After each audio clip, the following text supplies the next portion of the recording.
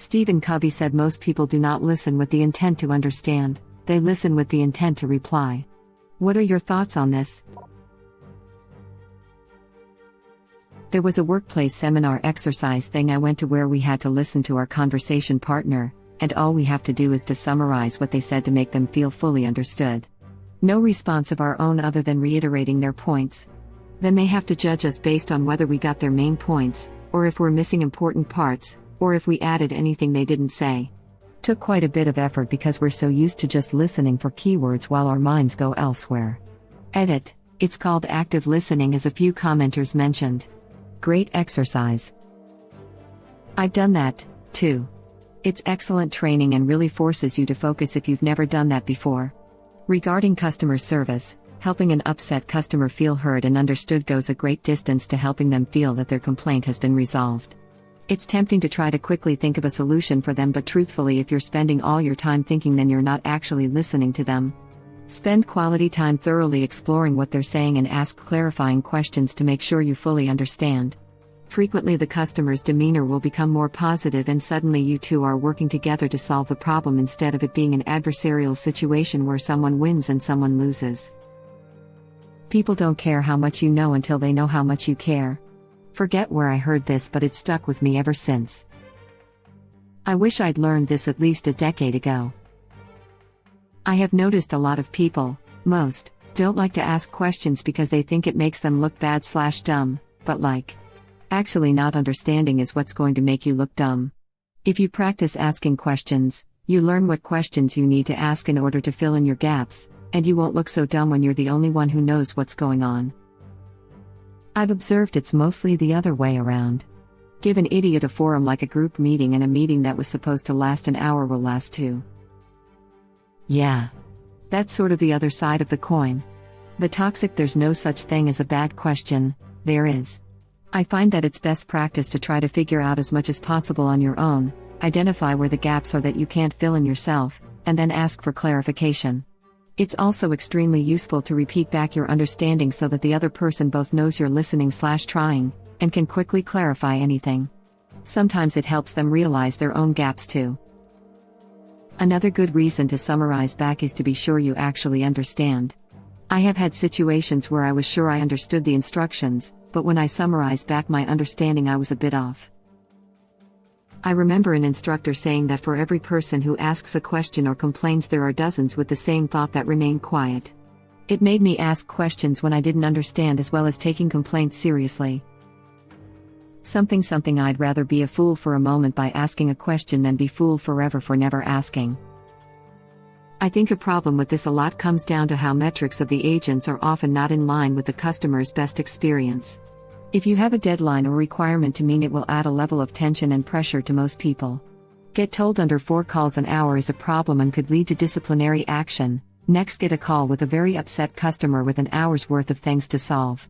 Now you have an agent whose main goal is to get to the problems and apply solutions as quickly as possible to avoid trouble with metrics. This could lead to missed steps, confusion, and poor customer support. I'm not saying this is the case for everyone, but just an example of how many workers could be better listeners in customer service if their metrics and rewards lined up more with quality calls more than the quantity of calls. I worked in a call center for Sprint's billing department. I had so many frustrated customers call in for a variety of reasons. I could easily spend 20 or 30 minutes resolving their issues, but most of the time at the end of the call they were very thankful, some of them even on the verge of tears. Too bad my metrics were garbage, since my company did not measure success in terms of actually solving problems. In the post-call questionnaire, they would ask how they felt about Sprint as a company, and if they gave a low rating, then I didn't do my job correctly.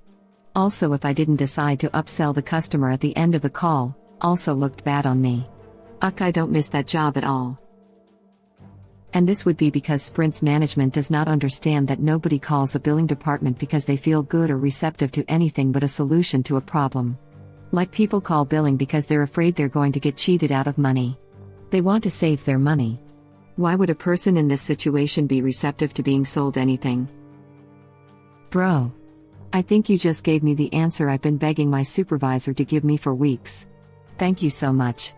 I can't wait to meet him this week and tell him I can skip this question since someone on Reddit explained it. I'm confused. Are you replying to the right comment? Listen to understand, Rob. Absolutely this. So many people go into a situation with a customer thinking it's you versus customer, when in reality it's you and customer versus the situation. There are exceptions to this, of course, as there always are, but 9/10 times if you let them vent it out, they're quite happy to negotiate a fair compensation/gesture of goodwill. You might even get a mention of how well you handled it in a review, so it's in everyone's best interest to handle it like adults. To be fair, some people are just the personified version of the above quote. Hey, where's the towels section? Downstairs to the right. To the right, right? Then they go right but not downstairs. What? Honest question here. How does one promptly come up with a solution or resolution if you haven't thought of one yet? At least for me, I'm calling customer service because I need them to do something I'm unable to myself, usually after failing to do so online. I don't need to be heard as much as receive competent service, but that's just me. Although from the other side, typically people just want the issue resolved, but some do want to be heard. How are they going to give you a proper solution if they aren't listening? I spoke with Bank of America a couple of weeks ago, and one of the guys wasted 10 minutes of my time trying to explain a solution to me until he finally heard what I had said 4 times and realized everything he was saying was irrelevant. He had his cookie-cutter solutions and didn't listen enough to realize those didn't apply to my situation. Exactly this. My biggest problem with customer service is trying to get them to understand the problem. Even something as simple as, "Hello, I'd like to add internet service at a new location and I'm not canceling or moving my old internet service." 5 minutes into talking about the different options, they ask me if I'm going to use my existing modem or if I want to come swap it for something newer. And I reminded them that no, please don't cancel the existing service that is staying exactly as it is. I agree that for most customer service interactions I don't need emotional support. But I do need people to understand the problem. A friend who needed some serious marriage counseling with his wife now lived by this rule: when they're arguing, neither is allowed to respond to a statement until they have restated what was said, demonstrating understanding of it to their spouse's satisfaction. And it occurred to me that aside from making sure everyone is moving forward in the same direction, the practice slows down the pace of the argument, allowing everyone to take their words into consideration before just blurting out, "I hate you, you ruined my life." I tried that. Turns out if she misunderstood me and I disagree about what I just said, that's gaslighting. If she never says some version of "thank you for clarifying," and if her response is to always tell you that your interpretation of what you said is wrong, then she's the one gaslighting you. The thank you is the bigger point though, because it shows she's trying to be respectful and is putting at least some effort into listening to you. Because it's also possible you're not good at expressing yourself in a way that connects with her. Yeah, it was a mix. Sometimes I expressed myself badly, and sometimes she accepted correction gracefully as you described, but a frustrating amount of the time, she thought that what she thought I said, which was only a few words off from what I actually said but very different in tone/meaning, was somehow more real than what I actually said and meant. I define gaslighting fairly strictly, and part of the definition is it has to be intentional. I don't think she was doing this on purpose, I think it was honest disagreement, but other than that it matches gaslighting almost perfectly, which has always vaguely amused me. Gaslighting can definitely be done without conscious, deliberate intent. Many abusers adopt abusive behavior as a defense mechanism or as a, very unhealthy, means of coping with their own feelings of insecurity and helplessness. Nobody wants to believe that they're being the bad guy, so a lot of folks will subconsciously protect themselves from having to acknowledge their own behavior is wrong by mentally compartmentalizing it as something else. It's extremely important to be able to recognize that abuse absolutely does happen without deliberate intent. Way too many people stay in toxic relationships due to the logic of "they don't mean to hurt me," when the truth is that harm is being done regardless of whether that was actually their goal. If someone overuses the term gaslighting, I mean some self-reflection is important, but also you may be dealing with someone manipulative. An ex, thankfully. I miss her, she was interesting and intelligent, but I certainly don't miss that. Gaslighting is literally trying to make someone doubt their sanity by intentionally lying to them about objective, concrete facts that aren't debatable. It's telling someone that their mother didn't actually visit this morning, they must have dreamt it when she in fact did visit. Anyone who uses the term gaslight in any other context, i.e. you disagree with them about something that happened or change your mind about something, or you have a different interpretation of an event than them, is a moron looking to rack up imaginary victim points. If someone tells you that you're gaslighting them and you aren't literally trying to destroy their sanity by being a sociopath, run far, far away. I do something like this after meetings with clients and after dinner internal meetings. They go kind of like this: "Thank you for your time discussing ABC with us today. XYZ Corp understands the following points from the meeting. Insert list of agreements as we understand them. We also understand that the following questions remain unanswered and open to future discussion." Insert list of questions. Client expects the following from XYZ Corp. List of items to deliver. XYZ Corp expects the following from client. List of items to deliver. Please tell us if you understand anything differently or wish to add or change any information. We want to ensure everyone has the same expectations.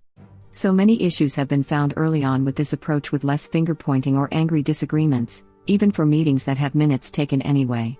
The phrasing invites discussion rather than recrimination. I feel like that's the same. You're listening to reply, just in this case, you reply with what they've just said.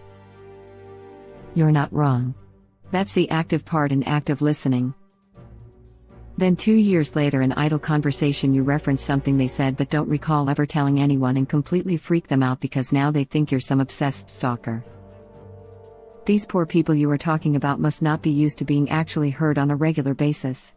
I would be happy someone remembered something random I talked about years ago. It means they care. Then the person freaking out doesn't want to be heard and is probably someone who only listens to reply. It's effing terrible all around the world. People are not trying to connect to each other. All they're doing is let the information go through their head and see if there's something that relates. If not, then their minds go idle and think of other stuff. My significant other does this all the time. She can't help it when it happens. She'll literally cut right through my sentence with something she wants to say. I simply don't accept it anymore and just say something immediately or get pissed off. I noticed how her entire family are just full of interrupted conversations. They almost never finish a conversation without sidetracking or getting interrupted. It is mega insane and frustrating to deal with. And something that I have recently come to understand is that active listening is less for the listener and more for the speaker, to help them better articulate their thoughts.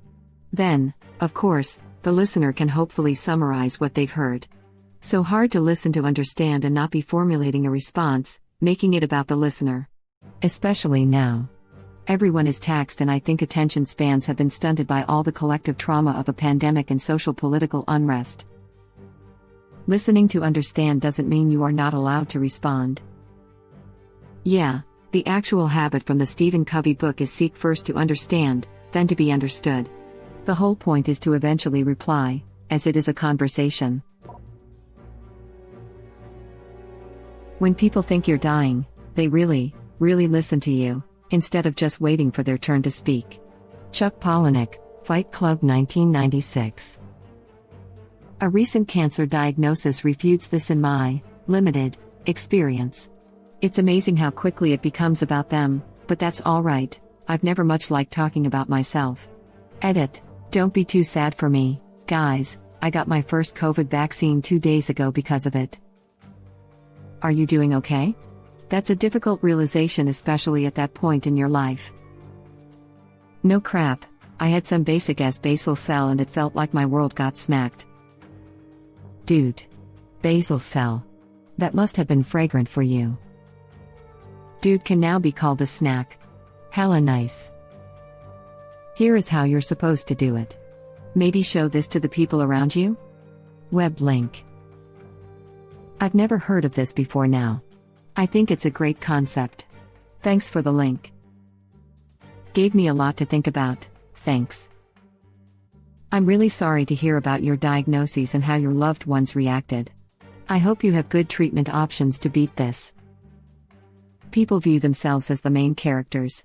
Your cancer diagnosis is something that happened in their story and is something they have to overcome. A lot of people are like this. This mindset sucks. The world needs more kindness and compassion. When I have a friend or a moment with someone like this, I actually feel guilty because I have no words. What I want to say is life is cruel, but what I can do is be here for you in this moment. But I usually have nothing, so I just sit and listen and empathize.